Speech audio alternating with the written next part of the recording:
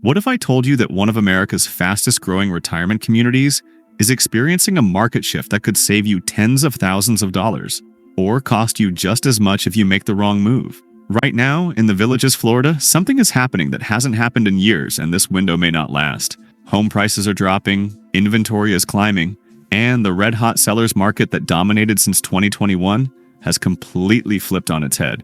If you're thinking about buying or selling a home in the Villages in 2026, the next 9 minutes could be the difference between making the smartest financial decision of your retirement or one of your biggest regrets.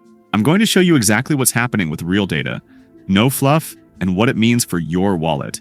If you're new here, I break down real estate markets with actual data, so you can make informed decisions about probably the biggest financial move of your life. Today, we're talking about the Villages, Florida. Now, if you don't know what the Villages is, imagine a city built entirely for active adults over 55. We're talking about one of the largest age-restricted communities in America, spanning 3 counties in Central Florida: Sumter, Marion, and Lake. This isn't your typical retirement community. The Villages has over 130,000 residents, more than 3,000 clubs and activities, hundreds of golf courses, town squares with nightly entertainment, and a lifestyle that's attracted retirees from all over the country. But here's the thing.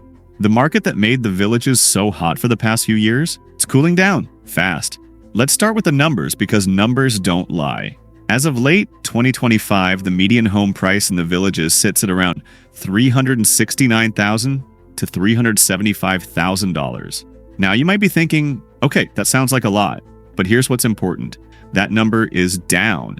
Year over year, home prices in the Villages have declined between 1.1 and 2.8%. Some data shows average home values dropping from around $409,000 to $397,000. That might not sound like much, but in a market that was climbing 30% just a few years ago during 2021, this is a seismic shift. But the real story isn't just about prices dropping slightly. It's about what's happening with time. Homes in the Villages are now sitting on the market for an average of 45 to 55 days. Some reports show it's even longer, up to 75 days in certain neighborhoods. Compare that to the pandemic era when homes were going under contract in a week, sometimes with multiple offers over asking price, and you start to see the picture. And here's the kicker. Inventory is up. There are currently around 658 homes available for sale in the Villages as of late 2025. That's a 5.6% increase year over year. The months of supply has climbed to about 2.5 months, which puts us in what's called a balanced market territory.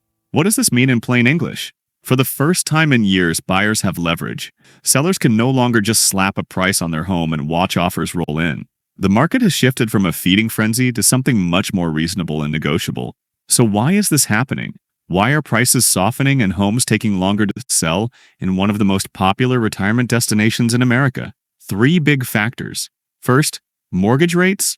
Mortgage rates have been hovering in the 6 to 6.5% range throughout 2025, and they're expected to stay in that zone through most of 2026.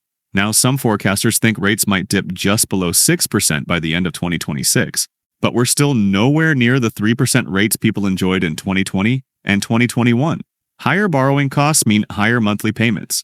And even though many retirees in the Villages are buying with cash or large down payments, plenty of buyers still need financing. When rates are high, buyers are more cautious, they negotiate harder, and they simply don't buy as many homes. Second, inventory. Finally caught up. During the pandemic, everyone wanted out of cold weather states. Retirees were fleeing to Florida in droves. The Villages couldn't build fast enough. Existing homes were getting snatched up before they even hit the market. But now, developers have caught up. More homes are being built. More sellers are listing. And buyers have options. When buyers have options, they don't panic buy. They shop around. They compare. They wait for the right deal. Third, the age-restricted dynamic. Here's something unique about the Villages. It's an age-restricted community. You have to be 55 or older to live here.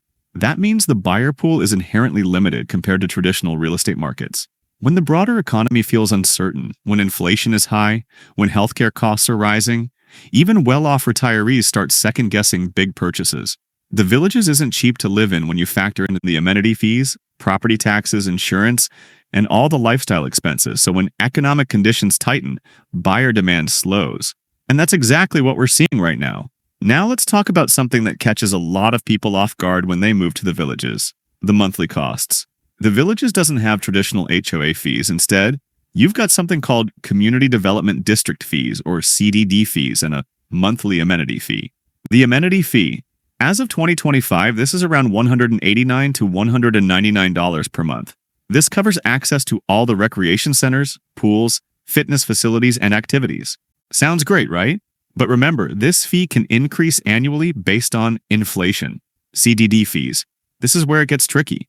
CDD fees can range anywhere from $129 to $220 per month depending on your neighborhood and whether your bond is paid off. Some homes advertise bond paid, which means you only pay the maintenance portion.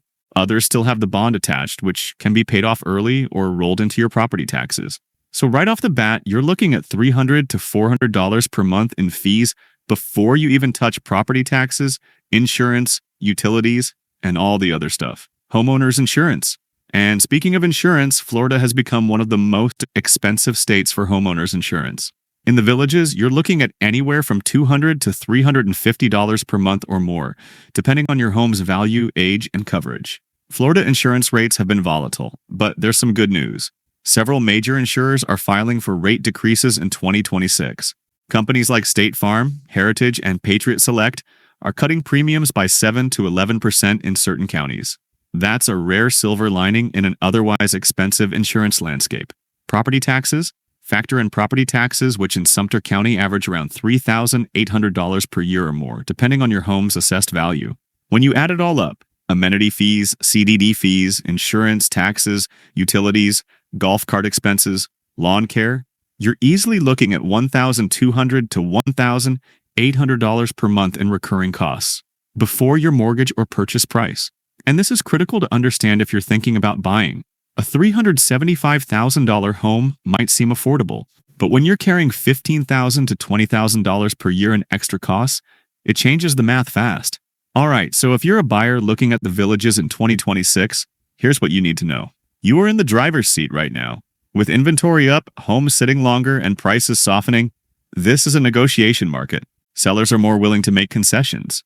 You might get them to cover some closing costs. You might get them to include the golf cart or furniture.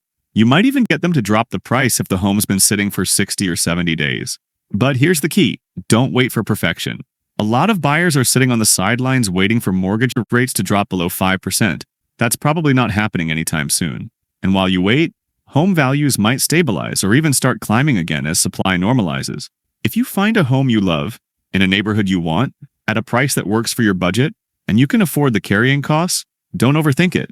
Markets don't stay buyer-friendly forever. Also consider this. Some areas of the Villages are more desirable than others. Properties near town squares, golf courses, or recreation centers tend to hold value better. Do your homework on the neighborhood, the CDD fees, and the bond status before you make an offer. And one more thing. Get pre-approved for financing before you start shopping. Sellers take serious buyers seriously, especially in a slower market. Now, if you're a seller in the Villages, I'm not going to sugarcoat it. This is a tougher market than it was 2 years ago. But here's the good news. The Villages is still one of the most desirable retirement communities in the country. People still want to live here. You just have to be strategic. First, price it right from the start. Overpricing in a balanced market is a death sentence. Your home will sit, get stale, and you'll end up reducing the price anyway after wasting valuable time. Look at comparable sales in your neighborhood from the past 3 to 6 months. Be realistic. Second, make your home stand out. Homes are sitting for 50 to 70 days now, which means buyers have time to compare. Staging, fresh paint, clean landscaping, updated photos, all of this matters. If your home looks better than the competition, you'll sell faster and for more money. Third, be flexible. Buyers are going to negotiate. They're going to ask for repairs, closing cost credits, maybe even furniture or the golf cart. Decide ahead of time what you're willing to give and what you're not. The faster you can close a deal, the less carrying costs you're paying every month. And finally, list at the right time. The best months to sell in the Villages are typically February through July when demand is highest and weather is great. If you can time your listing to that window, you'll have more eyes on your property.